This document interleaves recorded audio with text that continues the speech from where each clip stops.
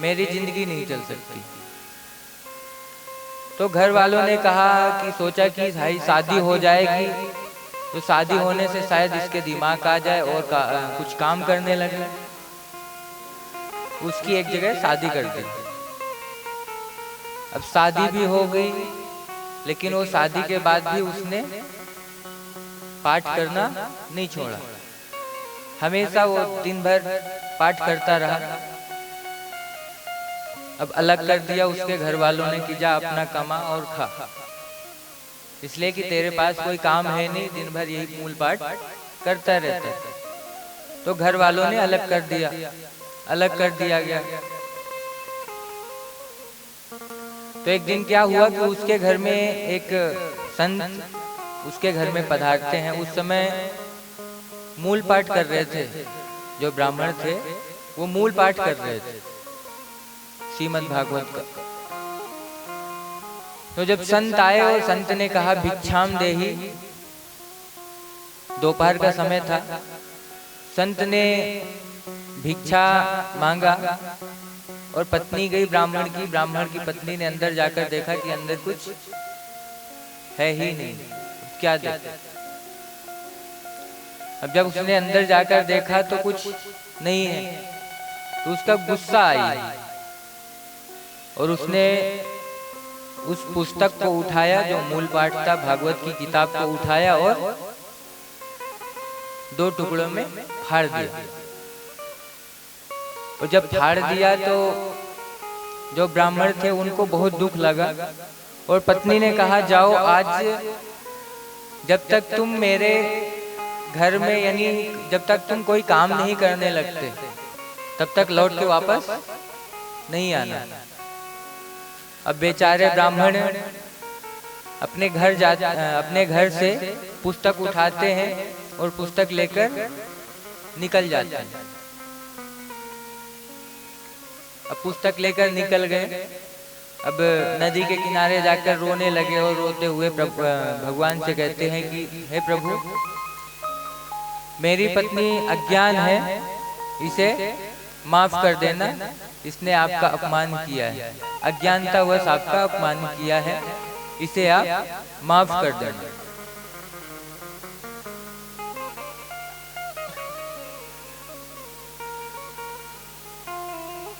तो भगवान रोते हुए किसी के आंखों में आंसू नहीं देख सकते, यानी भक्त के आंख में आंसू भगवान को पसंद नहीं है। आंसुओं के बल पर आप भगवान से कुछ भी मना सकते हैं। अब देखिए, आपका भी बालक होता है, आप सबके यहाँ बालक हैं, छोटे या तो रहा होगा, अब नाती आ गया होगा, या तो खुद का होगा। तो आपने देखा होगा कि जब तक वो रोता नहीं तब तक उसको हम कुछ देते भी नहीं। अब हम सोचते हैं कि बिना रोए हुए भगवान के पास जाएं और हंसते हुए दांत निकालते हुए भगवान से मांग के आ जाएं। तो भगवान कहते हैं अगर थोड़ा सा रो देगा मेरे सामने तो मुझे थोड़ा सा करुणा आ जाएगी और मैं जल्दी दे दूंगा। तो भगवान उसके घर जाते हैं, ब्राह्मण के घर जाते हैं और ब्राह्मण की जो ब्राह्मणी थी, तो ब्राह्मणी से कहते हैं कि उनकी उम्र बहुत कम थी, यानी भगवान अपना छोटा सा रूप बनाकर, बाल रूप बनाकर, बटुक रूप बनाकर और अपने सर में एक टोपली रख के, क्या बोलते हैं उसको, भगोनी लकड़ी की आती है, टोकरी रखी और टोकरी बढ़िया सजी हुई थी और कपड़े से बंद थी। तो भगवान जाते हैं उसके यहाँ बटुक का रूप धारण करके, टोपली लेके, और उससे इशारे में कहते हैं पत्नी से कि पेन कापी लेके आओ। तो पेन कापी लेके जाती है पत्नी ब्राह्मणी, पेन कापी लेके जाती है। तो जो बटुक ब्राह्मण था तो उसने, यानी भगवान जो थे, उसने पेन और कापी मंगाई और उसमें लिखा कि मेरे घर में ब्राह्मण बचपन से, जब ये छोटे थे तो मेरे घर में ब्राह्मण देवता बचपन से मूल पाठ करते आ रहे हैं। तो मेरे पिताजी ने मुझे पैसे देकर भेजा है कि आज जाकर उनकी तनख्वाहें पूरी कर दो। उन्होंने आज तक अपनी तनख्वाहें ली ही नहीं और प्रतिदिन जाते हैं और मूल पाठ करके आ जाते हैं। अब तब तक शाम हो चुकी थी, तो शाम के वक्त आई, उसने सोचा, ब्राह्मण ने सोचा अब तब तक मामला ठंडा हो गया होगा, तो सोचा अब चलो घर। तो घर जाता है और घर जाकर क्या देखता है कि जो घर है वो बिल्कुल बाहर से चमचमा रहा है। ब्राह्मण घर के अंदर प्रवेश करता है और ब्राह्मण, जो ब्राह्मणी है वो ब्राह्मण से कहती है कि आपने मुझे आज तक बताया नहीं कि आपने कहीं नौकरी की है।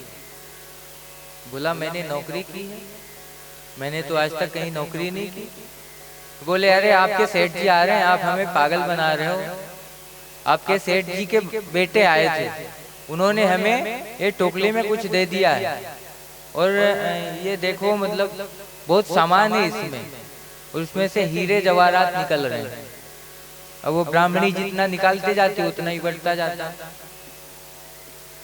तो भगवान जो ब्राह्मण थे उन्होंने कहा कि दिखाना जरा टोपली दिखाना, और टोपली लेके आती है और टोपली में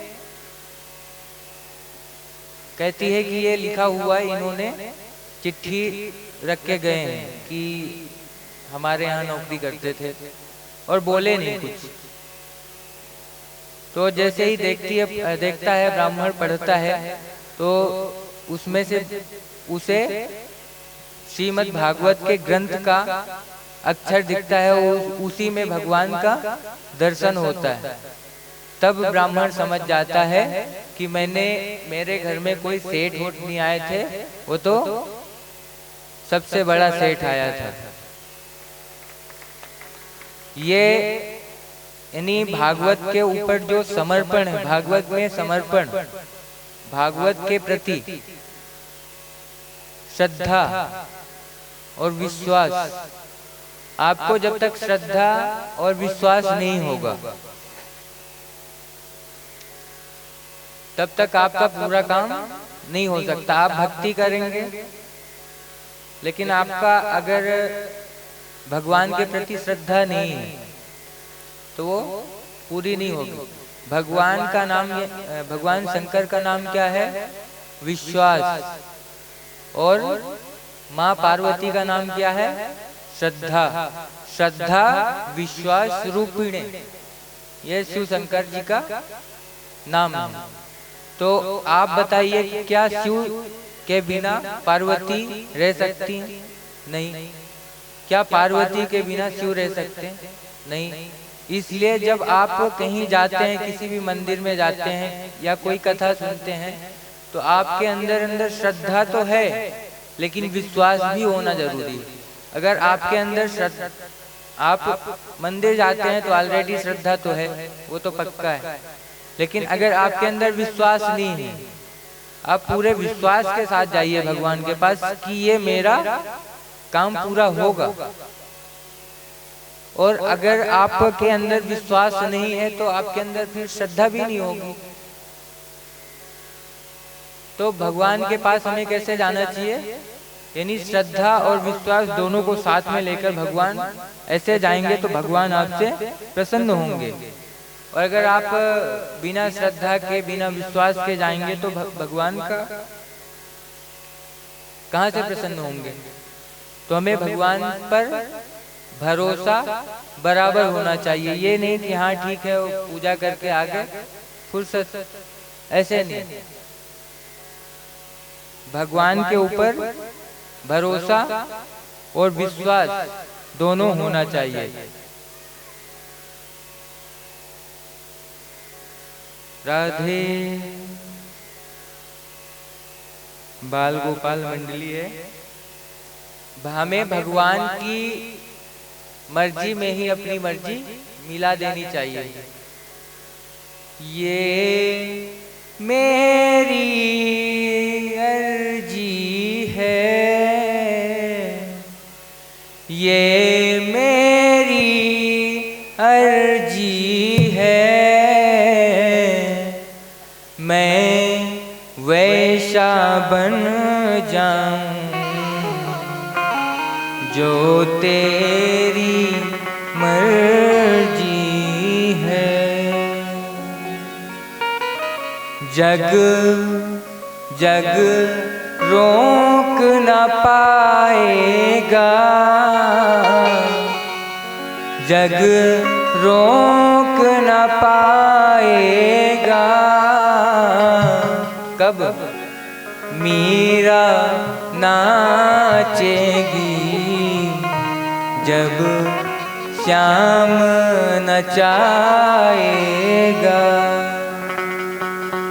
ये मेरी अर्जी है,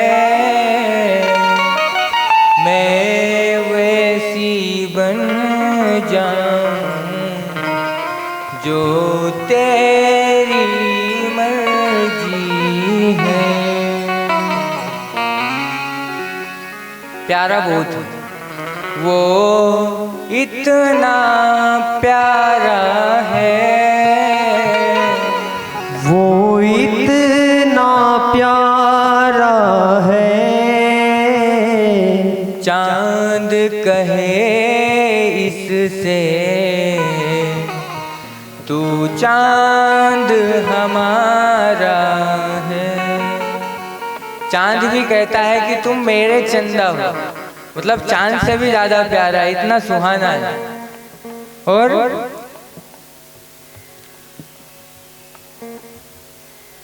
दिल टूट ही जाता है, दिल टूट ही जाता है, जब परसों की कहे वो। ये कब की बात कह रही हैं? गोपियाँ कह रही हैं। दिल टूट ही जाता है, जब परसों की कहे वो, बरसों नहीं आता है। जब हमसे कोई प्यार करता